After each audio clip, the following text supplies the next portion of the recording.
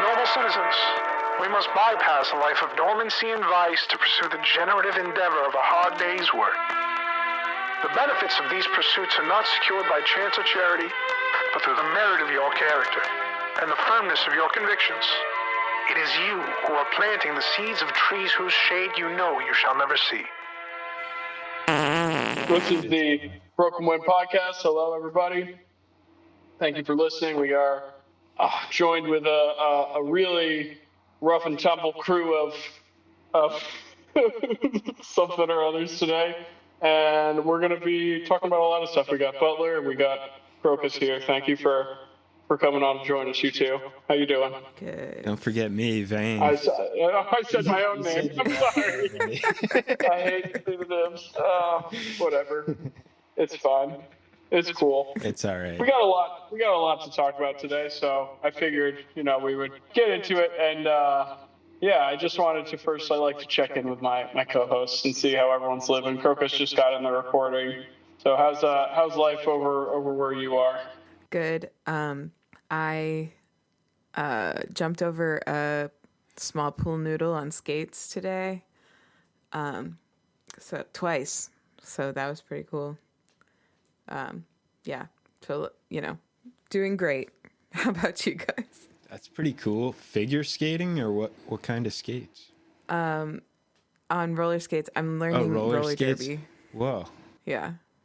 Which is wonderful. Is that indoors or outdoors? Yeah. That's indoor rollerblading? Cool. Well, I mean, you can play it outdoors. You just need a flat surface. I've seen it played outdoors before, but it's around my parts. Where I live, it's usually indoor.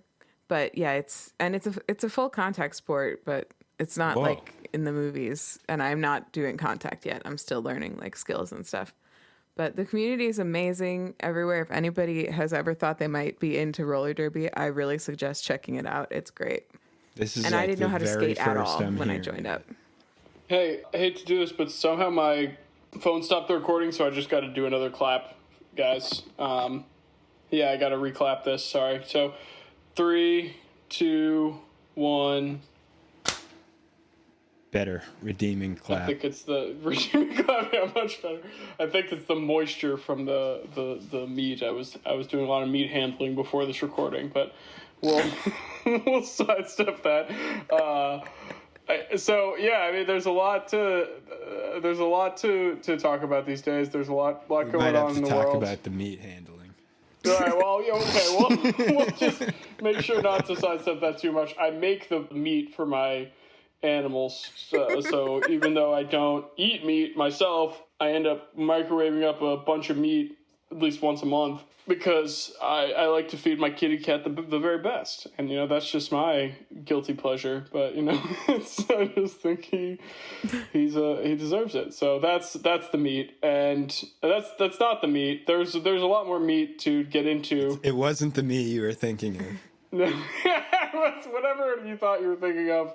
Whatever. It probably wasn't microwaving cat meat. I want to talk about the damn news. I don't want to talk about my cats and their meat, because as much as I love them, there's a lot of very strange and interesting things going on these days. So the thing I think we should just start with right off the top is Mahmoud Khalil and the absolutely unreal Gestapo fascist taking of this man by the fascist ICE department, there's so many things to cover about that particular horrible goings on that's still ongoing. There have been massive protests about it already, but they disappeared this man from his, this green card holder from his wife of 8 months pregnancy, and ended up flying him, moving him all the way down to, where was it, Louisiana? Somewhere in the southeast. I think so.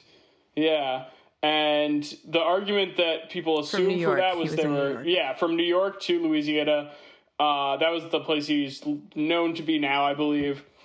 And they did that ostensibly to find a judge that would be more amenable to deport him. Yeah. But the reasoning they also gave publicly was that there was too much overcrowding in the other facilities and there were bed bugs in other ones, which they gave as this reasoning of it's, we're being humane. See, we brought him to it because our other facilities are already packed with people we've detained. So we laugh, but it's purely in horror, an abject horror of what is going on right now in New York City. And yeah, I don't know if you two want to have anything you want to make sure to say on that, because it's really crazy. Everything I've seen about this guy, like, first of all, absolutely nobody within ICE or within the administration has been able to say or show any evidence of any type of crime that he committed, because it doesn't exist as far as I'm concerned. I think there are videos of him making, like, hardly ever even going to protest because he was worried about his immigration status. He spent more time, like, helping organize and giving speeches, which were, like, very well, stated, like, beautiful speeches from everything that I've heard. And I also heard that, and this is like hearsay a little bit because I can't remember where I did hear it, but I heard that that there was someone who just kind of had it out for Khalil, who apparently made enough noise that this kind of happened, but who's been like trying to sort of slander him for ages. Although this is not an isolated incident, because since then they've made a couple more arrests or attempted arrests at Columbia University. They're putting all kinds of pressure on Columbia. There was just 98 arrests in the Trump Tower, I believe, and it was the Jewish Voices for Peace. Oh, wow. Just arrested 98 Jewish people. Protesting. Yeah. It's like a total suspension of habeas corpus, obviously, which shouldn't really come as a surprise at this point, because I don't know if you recognize the direction that we're headed, but we're moving away from science, people. We're not going to have, we're not here to prove that things are substantiated with evidence to actually substantiate crimes. We're back at the point now of kingdoms where kings press charges on people and you're actually guilty until proven innocent. Right. And it's really a reversal of the scientific burden of proof.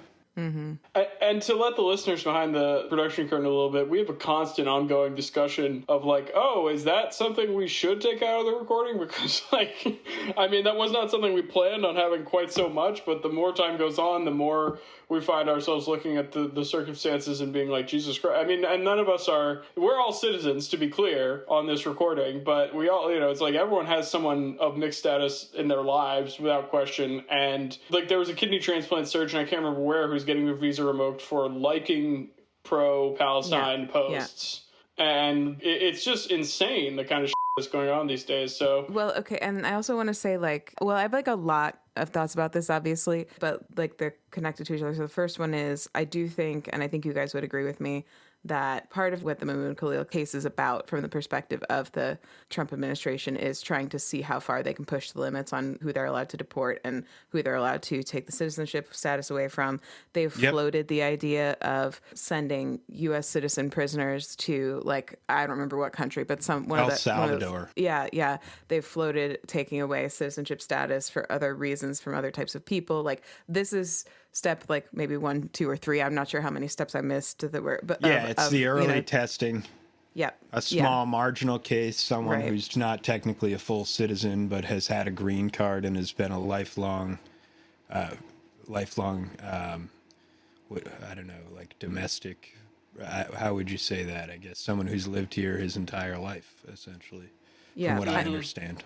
I think it's important to recognize that that's realistic, like that's not out of the realm of possibility. I also think that this is obviously causing and will continue to cause and is intended to cause a chilling effect on people speaking up on things like Palestine. And I'm a little bit too stubborn to be willing to give into that. And I think that like there is still that sort of like power in numbers element to any type of protest. Yeah. So I think that that's like an important element of this is like those of us who are not on the chopping block yet cannot let this just like silence us, and if we do end up on the chopping block, then at least we know we were righteous in doing it, like that's all I can really, like, I'm not willing to like let the narrative just go back to like I don't know, 2 years ago about something like Palestine, and just like not argue about it with anybody. Gay marriage, it's like, it's like it's this is just one step in a process, and it's like it's all eyes on Palestine now for sure.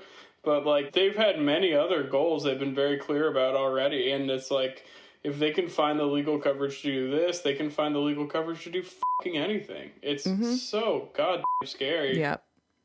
So, it's a bad time. Which is another good plug for Derby. I don't know if we're going to keep that in there, but it's a great way to build community, to participate in your local roller derby leagues. Because do something to get fit. People. And do something to get fit overall. That's a good thing to be doing no matter what. It's like take care of your body, take care of yourselves, good to clear your mind. Yeah. But man, joining groups is important too.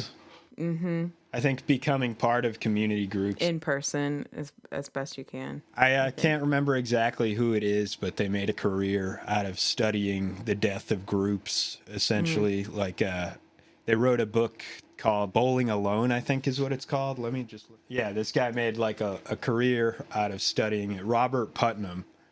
He studies the effects basically of social collapse, essentially, and communities collapsing, and you just clearly see over time the decline in membership of all types of group activities.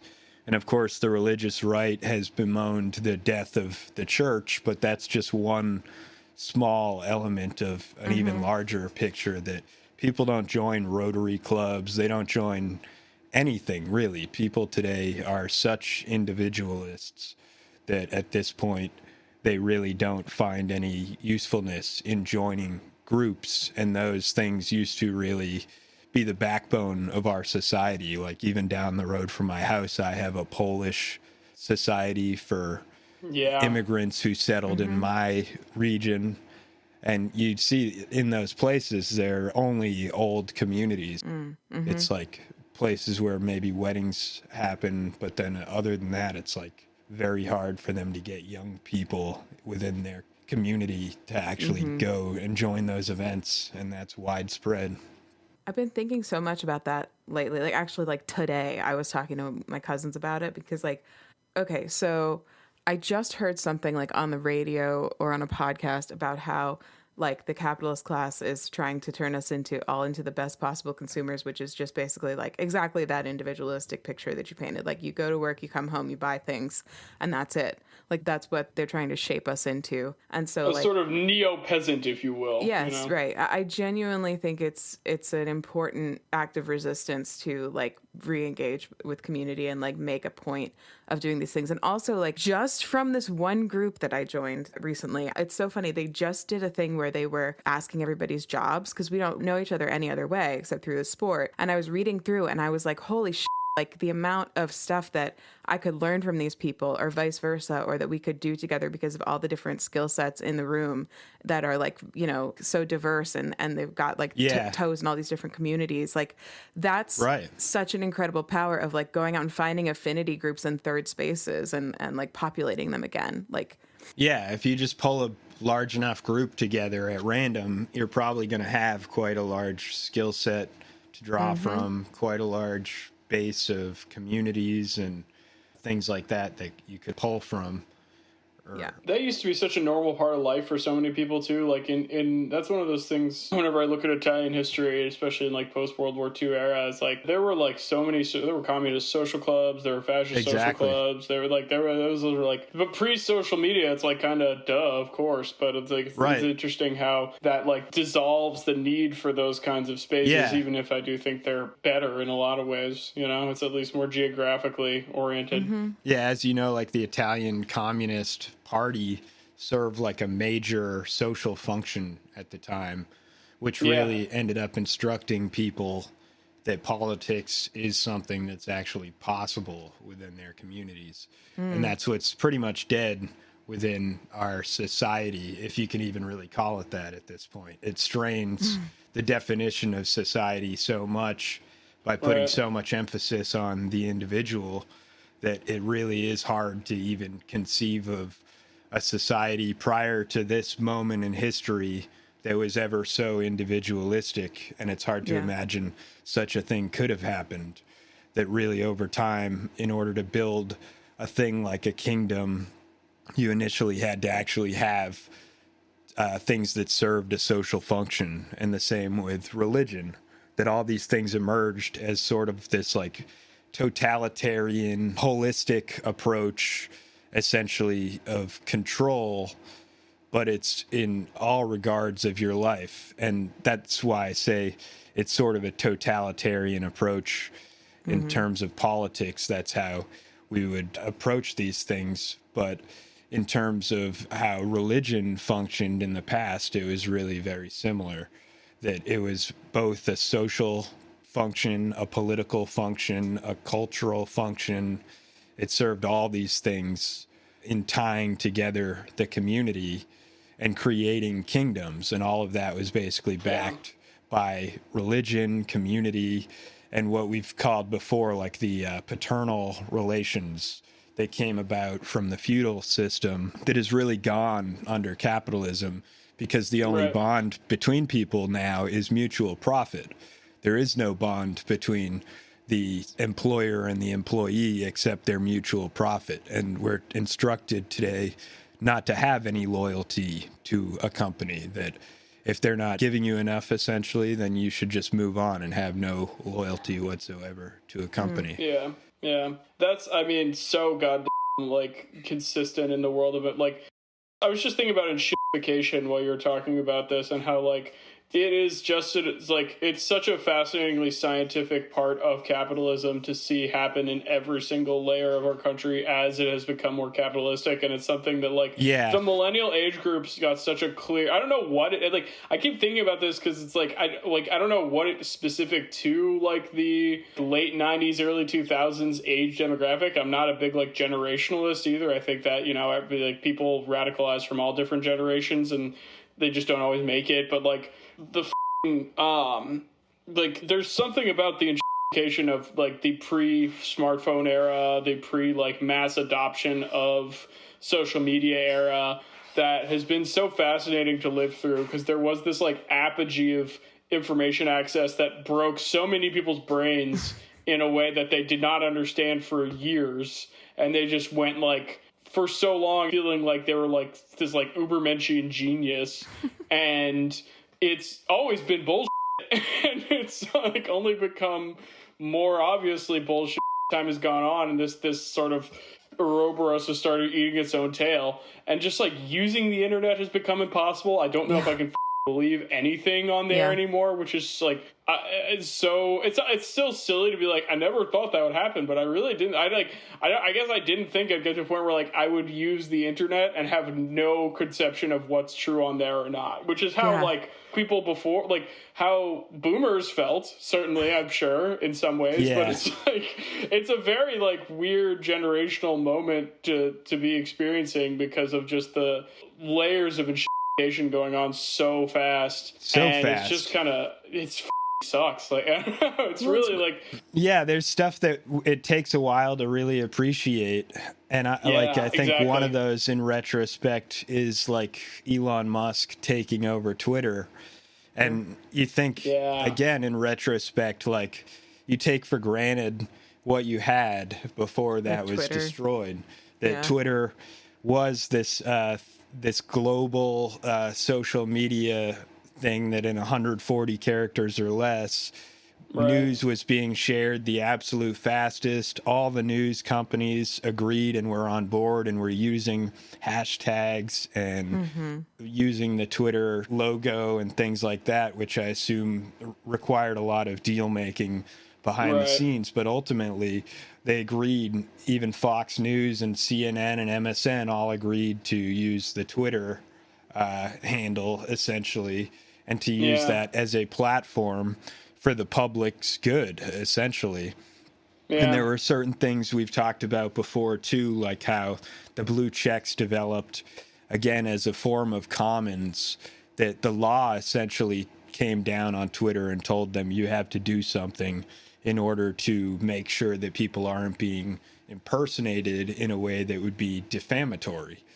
Right. And so at one point, the law was pressing on this corporation and saying, if you're going to have this massive role of public infrastructure, of being essentially the public square, that comes with certain responsibilities, like being able to make it clear who is the real celebrity and who's an impersonator. And in one quick instant, really, with the purchasing of that, which started initially with the guy making a joke. He had no real intention, we know this, of buying Twitter. He was joking at the time and trying to manipulate the stock price, as he's allegedly done multiple times and been reprimanded lightly but never severely for doing that sort of manipulation. And yeah, so another one that I've realized in sports, I'm not going to get too into it, but for a long time we enjoyed the benefit of being able to share highlights on Twitter of a goal on sports. Right. And as soon as that was purchased, there's a thing called the media studio in Twitter that was the backbone of this, being able to post goals. And a lot of this would be how, say, a team like a college women's soccer team would be able to promote their material. And I don't know exactly, again, how the agreements between whatever sports network the footage belonged to, how they ended up agreeing to allow Twitter to post that. But all that was being agreed upon. And there was, behind the scenes, something that sports fans will most certainly take for granted that is gone now. That you were able to watch sports highlights on Twitter up until it was acquired by Elon Musk, and still almost 2 years later, that has not been worked out. It's not going to be worked out. And I think that that's entirely his intent, that when he purchased it, he wanted to kill the notion of a commons in any sense of being able to share your sports and getting companies to agree in their mutual interest to share highlights on one social media and to have basically a non-compete on that one social media so it could be functionally monopolistic. And that's destroyed ever since he took down Twitter. Now it's, I think, maybe 3 major companies. You mean the X platform? Yes, the everything the app. X platform. The X, the everything app. The X No, it's really platform. like, it's so interesting because like we were born in a time, when if you didn't know something, you either had to you had to have an encyclopedia or you had to just wonder. Look at it in a book, literally in a book. Like that was. And we're the last people for that. And then we found ourselves in an age where you could look up anything at any given moment, and now we've weirdly come Google full circle. It, remember? Yeah, now you you could can't trust. You Google could just Google shit. it, right? Now- Googling is over. Googling And thanks to over. enshitification, I don't even trust Google. I don't trust Google. Google I don't is even, really an awful source I if don't you're trust trying the new AI summary. I don't super trust the old AI summary. I don't trust half the links because they're probably AI They're also blogs. AI. Yeah. Like I Yeah. don't trust what I can find on most social media They're about the it. highest paid, so they rise to the top. Yeah, I don't really trust what I can see on the news about it. And now the stuff doesn't even really accumulate at the bottom of Google. Like Google runs into its limits pretty quickly. Like the bottom, you run into the bottom of the scroll, and then it just stops. And I remember like Google used to be this endless thing that you could keep scrolling page after page after page, and even that seems to be sort of gone. Yeah, we're nostalgia core so hard here, but it's really like it is f***ing crazy how different the internet has become. We'll come back to the X platform and the enshitification of the U.S. and its various financial systems and its space, but just everything. But I want to just take a quick detour to make sure to cover the enshitification of the Democrats, because that has been thorough. Can I say and one immense. more thing about the immigration please. thing before we? Yeah, absolutely. Well, this relates to that too, but yeah. I just wanted to mention also, because I think it's not getting a lot of coverage actually outside of like PBS NewsHour, but beyond all the stuff that they're trying to do with Palestine protesters, ICE is also doing a lot of weird ass shit with like revoking people's like visas early in general and like randomly out of nowhere in like ways that make no sense at all and have nothing to do with ideology. And some of those people are also being held for long periods of time. Like there's this one guy who has lived in New Hampshire since like 2008 who was flying back from, and I think he's like German. Like a lot of these people are even white people, like not to be, he is, and he was held for like 12 days or something, and his family couldn't figure out where he was until he ended up in a hospital, like for no reason. Like he was just coming back from a trip, and they were like, "Yeah, actually, he was also a green card holder, I believe." But it is also happening with visas, and people are being held for that as well. So there's like a lot of like ass going on with ICE. Not that anybody is surprised, and I just want to mention that too. Let me see if I can find the one guy's name so we can mention that. I know what you're talking about. I was going to make sure to bring that up too. He was detained at Logan Airport and basically like tortured and like deprived of water. And it's crazy. And you mentioned like, that one woman who is a doctor who was like deported despite a judge being like, "Hey, don't deport her yet." Yeah, well, and I don't know maybe if that's what we're talking about, but there was a woman who is a kidney transplant surgeon. I think she's Indian, and she was on a visa. She was from Pakistan, I think. And it's one of those things. It's like not Pakistan. Oh boy, stepped in it there, but no, Lebanon, I think. I don't know. Either way, she was just liking posts. Like she didn't do anything. The guy who was held at Logan, the one that we were talking about before, the surgeon, his name is Fabian Schmidt. Yeah. They're popping white people. Let's be honest here. We're as a trio of whites. All right, it's not that it wasn't alarming before, but this is insane. Like they're Jesus Christ. Like what the. So I wanted to make sure to cover the response of Chuck Schumer to Mahmoud Khalil's abduction as well, because.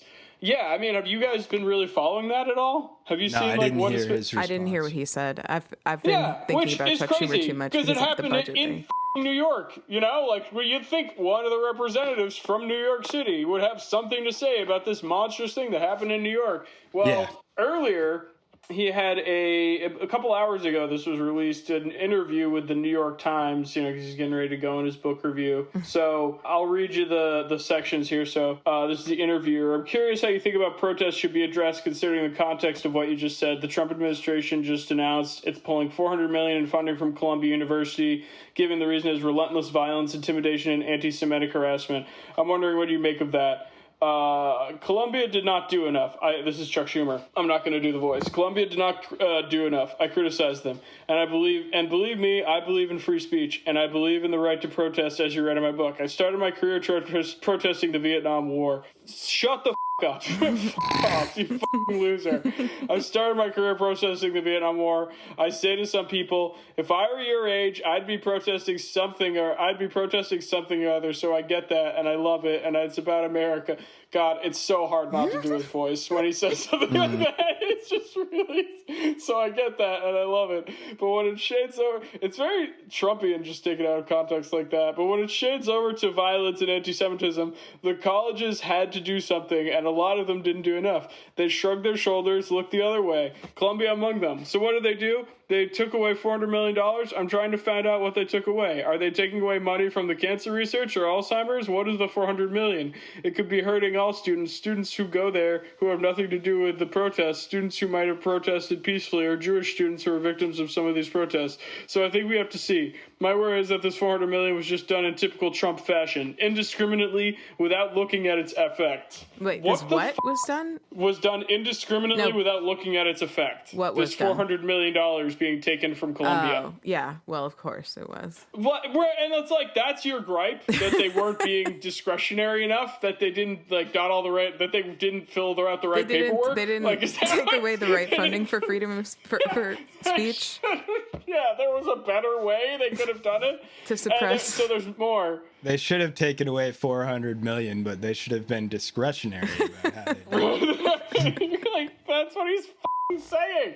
Yeah, which is the same as how they're talking about like cutting Medicare when they're talking about $800 billion of cuts to Medicare.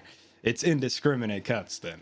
Yeah. Or like Ro Khanna was saying about like, oh, if you want to cut government, you got to do it with Congress to make sure that we're doing it responsibly. And it's like, you people gotta understand, they're not going to give you points for playing along. Like, you gotta get this.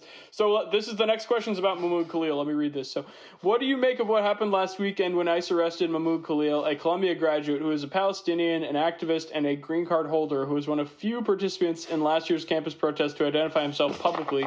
Apparently, Trump has made good on his campaign pledge and is set to deport him because of his participation. Chuck Schumer.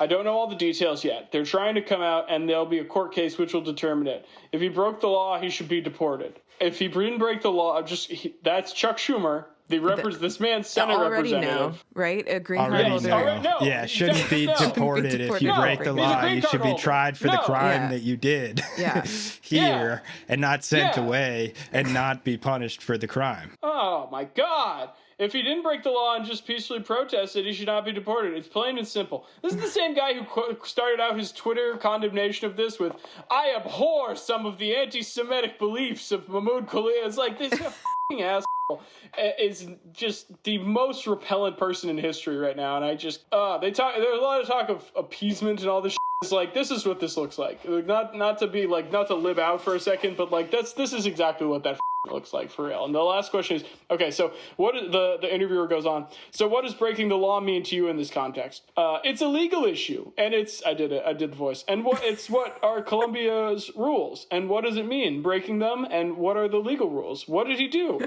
I don't know what he did. I don't know what the charge against him is. But I abhor it, and he's anti-Semitic. But I abhor it. So it's a little premature to make a decision, except if he didn't break the law, he should not be deported. If he broke the law, he should. No, and the White House said he didn't break the law. Oh!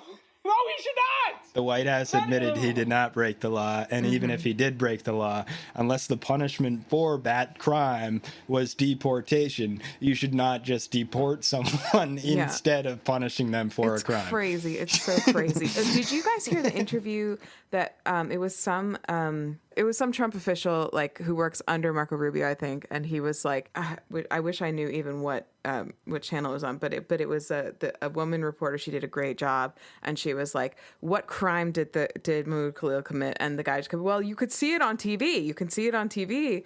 What he did, and he's not." And he kept like trying to like talk his way out of the question, and she just kept asking, like, right. Do you think that someone should be deported for speech? Do you think a green card holder can be deported? Like, she did an amazing job.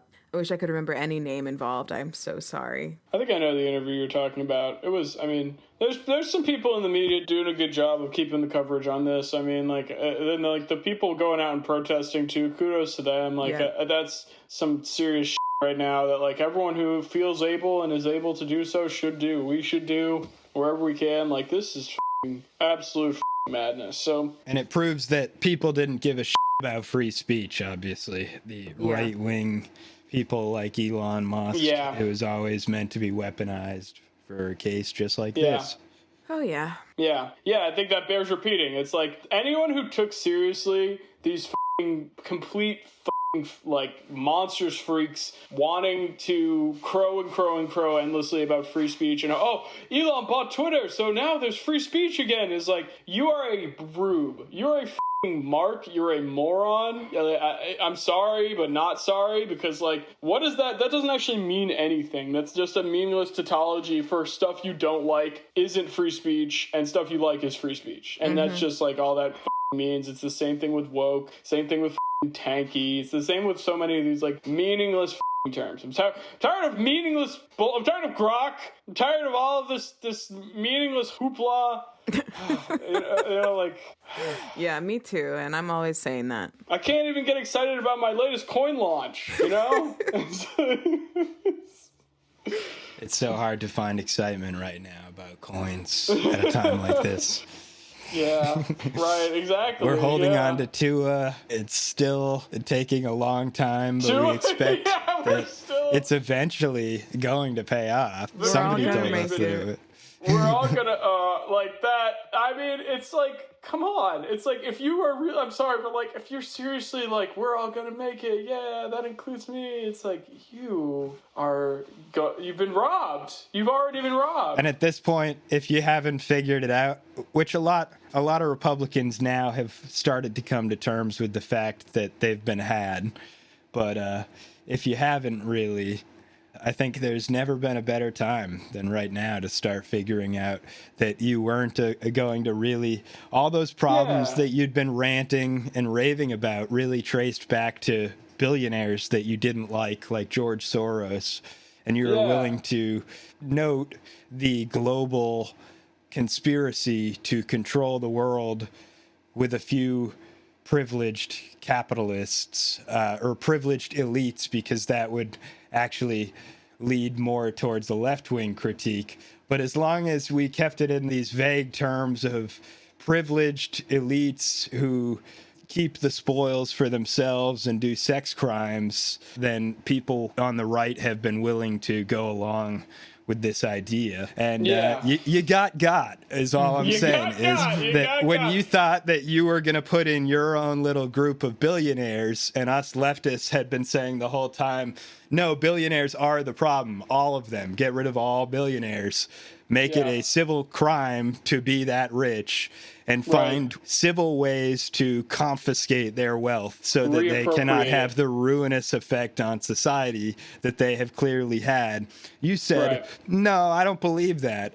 Instead, I'm going to put my billionaires in, and you have 4 years now to figure out that you got.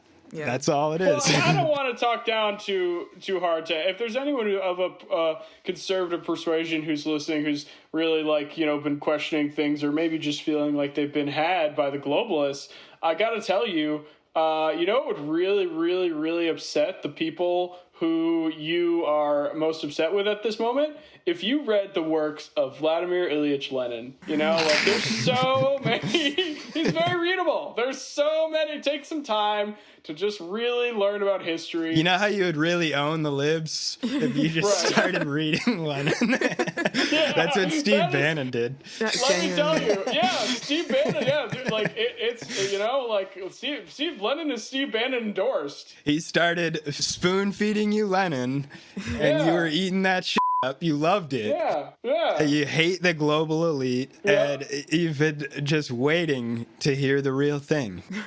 Yep. And it turns out the whole time that the state is an apparatus by which one class oppresses another. That's what it does. That's what it's there for. That's what it's meant to do. Yeah, exactly. The purpose of a state is to direct resources where influence gathers.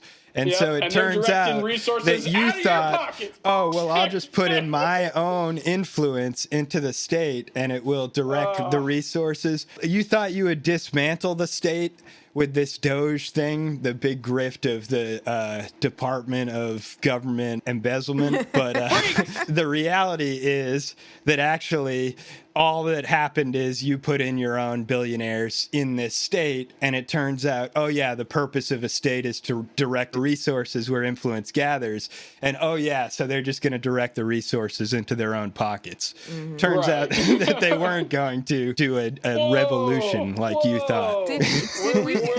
Where we go when we go all. You wanted there to be a social revolution. When's the last time that we talked about tariffs on this podcast? Have we ever? Oh, I don't think we've talked about tariffs at all. Oh, what you speak on them? Speak on them, Krokus. Okay. I work in consumer products. All right. We import things from China. Okay. So collaborator.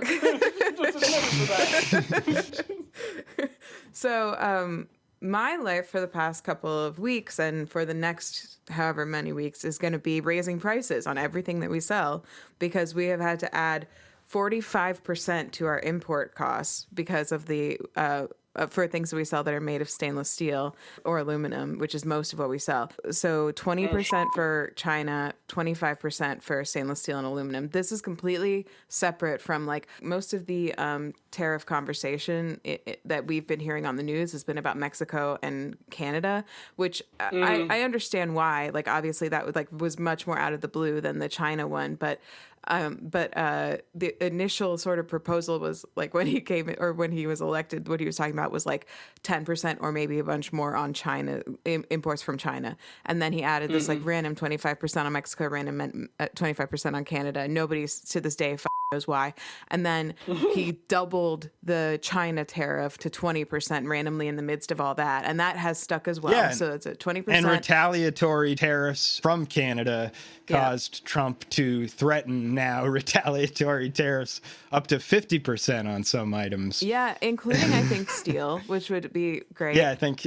Yeah, Canadian steel might be 50% tariffs, is what he was saying. Yeah, so really bad time to do anything involving like home improvement or home repairs, especially if it involves metal, or maybe this is the last good possible moment to do it, because like things are about to get crazy expensive up in here, because no matter how many times any Republican that you know tells you that China is going to pay these tariffs, it's not true. Like their margins on products that they sell to us are so slim already. Like we're getting concessions from suppliers and it's not even close to covering any. It's like 5% probably, so it's the additional 40% if we're lucky that we're having to do on our to pay on our own. All of that money eventually comes out of consumers' pockets, and then that goes into the government's pockets, and then they're going to take that to say, okay, cool, we don't have to tax billionaires. And that's all it's about. That's all it's ever been about. So the tax becomes a sales tax on the people instead of any sort of like useful progressive tax on billionaires. So that's what it is, and he's doing it. Like it's happening. Higher prices, and then in April, margins. there's going to be all these new what are they called? Reciprocal tariffs that we're adding in that we don't even have any details on yet. That's going to just things up further. So that's great. Right. The stock market's crashing for probably several reasons, including like the AI bubble is kind of popping alongside all of this tariff stuff. They're starting to, but like uncertainty. Yeah, all the tariffs uncertainty. On, like tariffs Trump off, doesn't tariffs really on, seem to tariffs care off. about that. Like I think he's cool with crashing the economy. I honestly. I've heard some theories that it could be, the signs are very similar to what happened during the fall of the Soviet Union.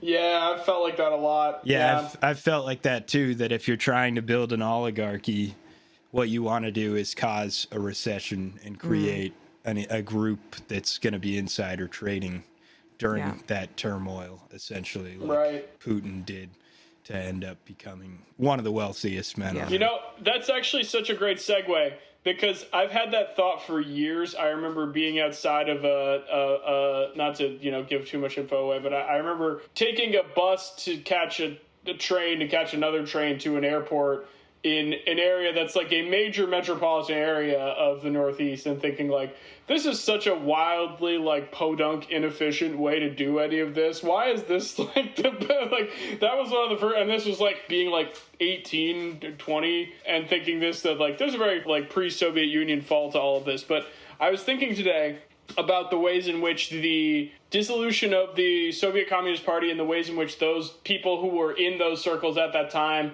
and had access to capital and access to the means to buy these pieces of the state, these state apparatuses as they were broken up, were the ones who became the oligarchs, because they were, just able to basically, purchase the means of production, as they say.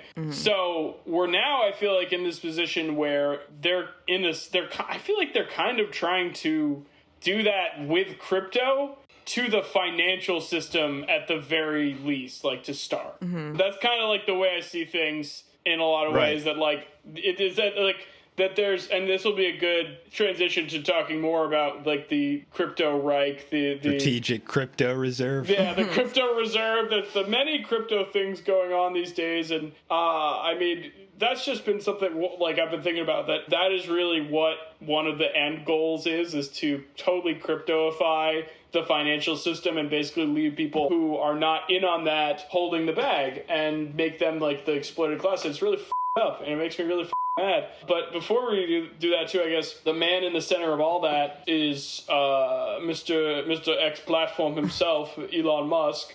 And I'm sure you both saw the wonderful Tesla ad on the White House lawn. Did you? Oh yeah, it's all computer. Yeah. It's all computer. Listen to this. Everything's computer. He's got it on the soundboard. We got that one ready to go for you guys anytime. So when we talk about enshitification, you can play that. Everything's computer. Everything's computer. Yeah. That's Trump talking about enshitification in his own way. And I respect that. It you know? is. Yeah, It and is because like it's objectively cheaper to do like computer controls like that on a Right. car, and it is actually much less safe. But Tesla does it for everything they possibly can. Right. Yeah, and speaking of enshitification, and what I had just talked about before was the fall of the Soviet Union. There's a Russian historian named Alexei Yurchak who came up with this term called hypernormalization that they used to describe what happened during the fall of the Soviet Union, which essentially is describing a modern day dark ages or modern day feudal system where essentially the public is aware they're being lied to and yet goes along with it. And they know they're being told that the market's okay when they know deep down that there is a serious problem with the market. And yet they end up normalizing the situation, the decay of the state that happened in the late 1980s and 1990s. Yeah, largest peacetime loss of life in recorded history, I believe is like, or shortening of lifespan. Yeah, and yet we claim it as a victory for capitalism when the reality is that actually, for at least 90% of the population, the collapse of the Soviet Union was much, much worse and has had, in terms of real wages for at least 90% of the population, has had a drop in their wages, their wealth, and they actually entered into the global economy at the very end for the lowest wages, essentially, the least negotiable position. The last prime minister, I think, Yeltsin, he was holding out for a deal where he thought that they were going to be bought into the neoliberal world order, and that just never happened. They never got the buyout that they were expected.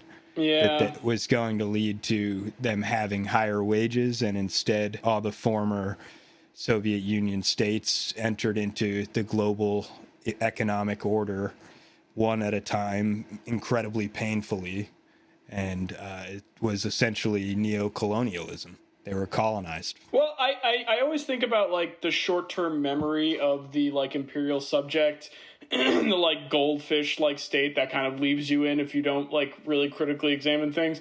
And this is maybe a little bit tangential, but I'm sure we've all thought at some point or another about Elise Slotkin describing herself as a Cold War kid. I know people were clowning on her for a little bit for that. That's a band, isn't I was thinking Cold War kid. Oh, it is a band. Well, it reminds me of a thought I've been having really about Slotkin and the new democratic movement that thinks that it's cool to be Bill Clinton in the year 2025, like to continue trying to triangulate. When the Soviet Union Bill was Clinton. being brought down as a result of the victory of the Cold War. And that's exactly like what my thought was. It's like, how do you understand someone like Vladimir Putin except as you getting exactly what you wanted out of the Cold War? Like, how is someone like Vladimir Putin contextualized in the context that the Cold War was also good? You know, like I don't like those things are hard to square to me because it's obvious. You know, it's like it's impossible. It's so hard to square our relationship with getting Putin into the position that he's in today to bring on the fall of the Soviet Union, portraying in our Western media the fall of the Soviet Union as a positive thing when it was actually a very negative thing for the vast majority of people. And essentially they witnessed what we're seeing now, the stripping off of the state's resources and the selling them for scraps to international capital, and a totalitarian crackdown on the people who tried to resist that privatization. Yeah, to be clear, we know that Putin was not the leader of Russia during the fall of the Soviet Union. We know that that was Yeltsin, and Putin is like a big like, oh, I want the Soviet Union back, and like, yeah, we understand all that. But it's still like the point stands that like you don't get Putin without the Cold War getting Putin exactly was a what friend he of the wanted. CIA. And now he's like a friend of the Putin president. Exactly. Best friend. Yeah. So close. And we needed people inside the Soviet Union during the time of its unravel in 1989, which really came as a surprise. As I said, like they were expecting a buyout into the global order. And no one really expected this sudden, almost collapse overnight of a giant world superpower. It was pretty much unheard of. And what that took was people on the inside who had a vested interest in bringing the state down as quickly as possible. And they basically did it through this exact sort of process. We've modernized it with Doge, but it was really very similar. The idea of we're going to clean up and make it more efficient. So much so that there are even like similar people. Like there are people who worked on the financialization process of the post-Soviet Union Russian state who are working in the White House now. Who like those people like are doing the same work now that they did at that time. So it's like... Okay, I have a question, though, about crypto. Yes, please. Bring us back to crypto. So, okay, I've been following crypto with a similar degree of, like, detached disdain as I have for, like, AI for years. Yeah. Right? So I've kind of... It's not that I've been ignoring it in terms of like news and information, but I have been ignoring it as like a business opportunity or whatever. Like I don't want to be involved. I mean, I actually do own one Ethereum coin, not to brag, but well, we have our Tua holdings, so we're all holding. Yeah, we're all holding something. But, yeah, you should be. But like crypto, it doesn't feel to me like a very secure way to steal all the money from the US government, because it's still an extremely volatile like way to hold your cash, right? And like you have like similar to like with stocks or whatever, you can either like hold it and wait for the right moment to sell it, or you're like, oh yeah, well I made thousands of dollars, but it's still sitting there in crypto because you're waiting for the value to potentially go up. It can also just like stagnate or drop. Like the people who are making big money on crypto are doing like rug pulls. That's pretty much essentially the only people that are making big money on crypto. Or they're doing their own mini version where they hit like a purchase at just the right moment and sell it really quickly when like big news drops or something. But like, why do people is it just because it's like much less regulated that people think that, I mean like unregulated basically, that people think that's how they're going to get all the cash out of the US government? It just doesn't feel secure at all. And also, like, if the grid goes down, I mean, I guess I don't have access to my money then either, really, unless I'm keeping it under my mattress. Yeah, but, like, it still is different than, I mean, like, there does seem to be something kind of, like, frail to me about crypto, especially with it being so federated. And it really just comes down to, like, one of my favorite podcasts that has been talking about crypto for a long time, True 9, they've got this ongoing bit about, like, how one of the hosts just feels like he's not getting something. And that's always the feeling it gives you when you're looking at crypto. It's like, you're like, oh, I'm just not, like, there's just something about this I don't understand that makes it, like, a smart thing. I think the older I get, the more I question, maybe this is like an ego thing on my part, but like I used to always assume that anybody who was like doing something I didn't understand knew something I didn't. And now the older I get, the more I'm like, maybe they're just actually wrong. Like, well, that's what they want you to think. Yeah. Exactly. That they know something you don't. And that conversation that CoffeeZilla had with the crypto trader guy, what was his name? Who ended up doing the Melania coin. Yeah, who did the rug pull for Libra, The Libra rug pull. Yeah, Hayden Davis. Yeah, he ended up, when he was talking to him, Hayden admitted it, even as someone who's a very successful crypto trader who's been basically right along with it. Yeah. Yeah, he basically said, he was asked point blank by CoffeeZilla, but if there is no use value for this, then how can you sell it or something? And he said, well, there is no use value, but how am I supposed to sell this thing if there is no use value for it? And so I think there's the admission even amongst themselves on the one half. It's a way of compartmentalizing that you can tell yourself, well, maybe there's no use value right now, but there could be a future use value. So there's an element of scamming yourself in order to be able to sell this thing, just like with any multi-level marketing scam, where it's like, believe in my knife that can cut through a shoe or whatever. And it could really be the same thing, that I have this strong belief in this thing. And it's like, well, why would I need a knife that can cut through a shoe? But it's like, I don't well, cut don't shoes ask that that much. question. You have the ability to have a knife that can cut through a shoe, and I know something that you don't know, and you may Right. need to cut through a shoe with a knife. Like, well, do you have any shoes? Like, come on. Do you have What, any then I just shoes? have Have you one? ever been able to cut through them with knives before? And there's always a term for everything in Marxism. It's why it's so awesome. But like mystification, it's like Yeah. such a Yep. perfect. I remember like when I first learned that in like a Marxist context, I was like, oh yeah, that's why I always felt like credit cards seemed like an insane scam, but also like everyone uses them and they are kind of a good thing in some senses too. It's Yeah. like there's something to be said for federation. There's something to be said for Right. like diversification as a concept. Like that's the thing that's so annoying and why these people are so like persistent is that like there are layers. Like I think about this a lot with like crypto just purely as a technology. It's like if you're trying to scientifically create the perfect fiat currency technology for a state that did not require all of the problematic, like it's something that's fully digital and doesn't have all the same like annoying externality issues like counterfeiting that you experience with physical currency, then crypto is probably what you would come up with ultimately. And that's why Right. like state adoption of crypto on some level does make Absolutely. sense, but not from Yeah. the level of like we're going to buy these already existing privately owned currencies. That's insane. That's f***ing dumb. That's really Yeah, stupid. and that's why, like everything, China's socialist state is proving to be a model of how we can synthesize these sorts of contradictions that actually do need some sort of synthesis.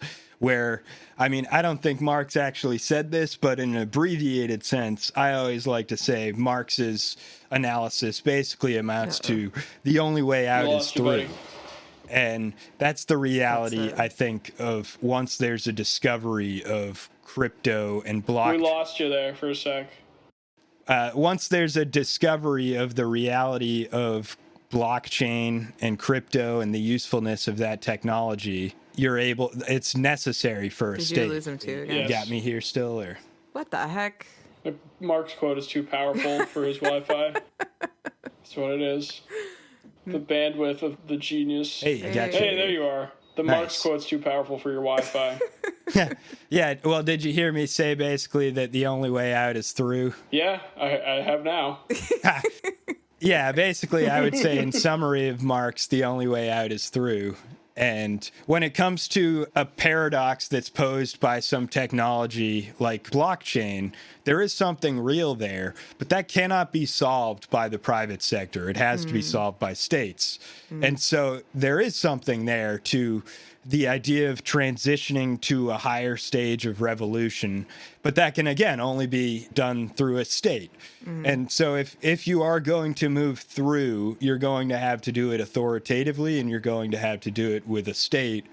And as modern reality poses more and more contradictions to us, and technology creates these things of clear use, like something like blockchain, the only thing that could really manage that is a democratically regulated state, I think, at the end of the day. Right. Well, and let's make a little. I'll put a prediction down right now after all this conversation and sort of aligning thoughts with you. It's been lovely, by the way. I love talking with you both. But the U.S. dollar hegemony is over. I think that's something that's been on the horizon now for almost a decade and is now abundantly. I think that moment is nigh within 5 years or less.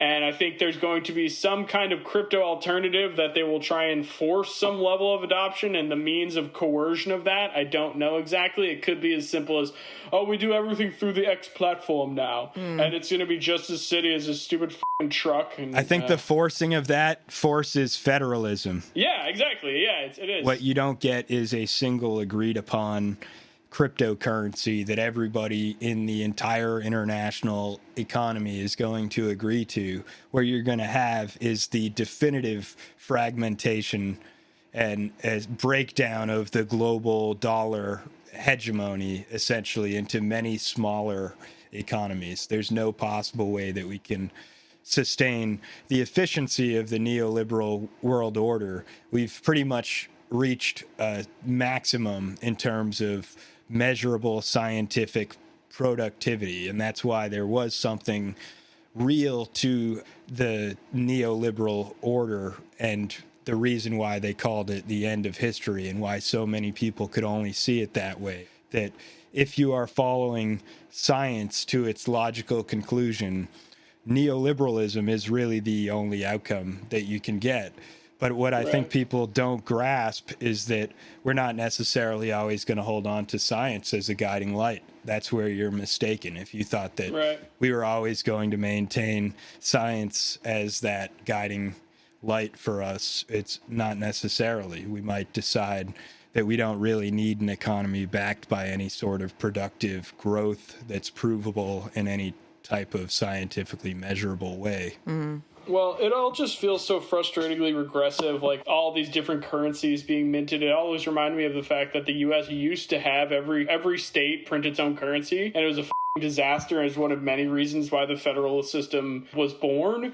And, I mean, I want to pose the question. I already asked Vane, but I want to pose the question to both of you. If, beyond just the obvious, like, neo-Nazi overtones of this day and age, I feel a very strong, like, neo-Confederate sort of, like, when they brought Mahmoud Khalil to Louisiana, there was something in me that was like, yeah, there's layers of, like, the sectional crisis and all of this too, and there is like something about taking him from New York to Louisiana, to Florida, and the way in which the U.S. dollar seems to be being deliberately undermined by the very people who are supposed to ostensibly, like, most benefit from it being the world's reserve currency is.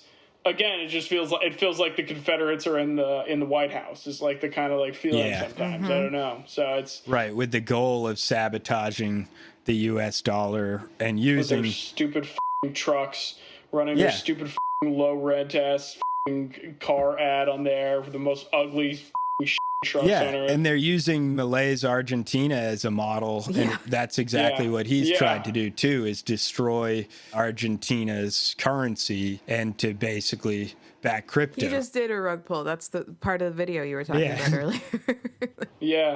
Right. Well, it's funny because right before you mentioned that, Butler, I was thinking about all these joke maps that I've been seeing of, like, all the sort of northern blue states seceding and going to Canada instead, and how that would, like, definitely start this war that Canadians are afraid of at, like, right now, where a hot war between the U.S. and Canada, and, like, is that I don't know.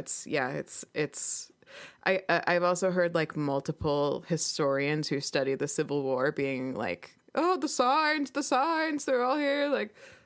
Seems like a great moment. I thought maybe if we're getting close to ending, I thought maybe we could end on potentially more positive note. Speaking of Elon Musk, the Tesla stock, although I will say annoyingly, ever since the ad on the White House lawn, the stock price has gone up a bit, but the stock price has still dropped quite a lot from where it was right after the election. And I just posted a video in our general chat. Maybe we can put it in, like, the show notes, but I don't know. I'm not familiar with A-Track. I feel like I've heard the name, but he made a video called The Tesla Backlash is Biblical, which is about like, you know, all of the politics related stuff that we've seen happening in the US and in other countries where they're like stealing tires and burning Tesla chargers and painting, you know, stuff on them. And a lot of people are selling their Teslas, but also just the fundamentals of the business being really not good, and all of the, like, broken promises over the past many, many years, and how there may just be also, like, a general realization happening that this stock is incredibly overvalued. And it always has been. And it always has been. And such shitty cars. Yeah. They're such shitty cars. They just are. The Cybertruck is one of the worst cars ever made. Yeah. So it does, you know, I think Elon sees this coming too, unfortunately, and he's diversified quite a bit. But, you know. And he's had several massive business failures, which has been great to watch. And it'd be really funny. I think terrible product, terrible sales. Yes, everyone hates them. Yeah, no one He had wants a them, SpaceX crash, where I live. multiple SpaceX crashes. One that was really embarrassing recently that caused, I think, like the entire state of Florida, if I'm not mistaken, to be held up in its flights. Maybe, yeah, I believe for it. about a day. And it goes to him firing the air traffic controller, allegedly, because he fined him for launching a rocket when the FAA told him not to, because it posed a safety hazard to other planes that were flying. And he did it anyway.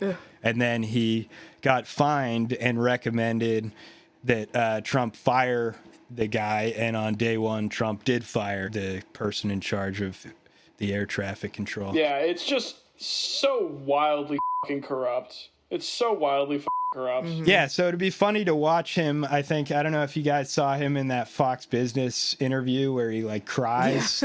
That might be a great ending point, just laughing at him crying about all his failing businesses because he's taking on too much responsibility at Doge. And you love to see it.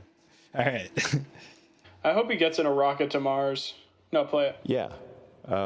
You giving up your other stuff? I mean, how are you running your other businesses? With great difficulty.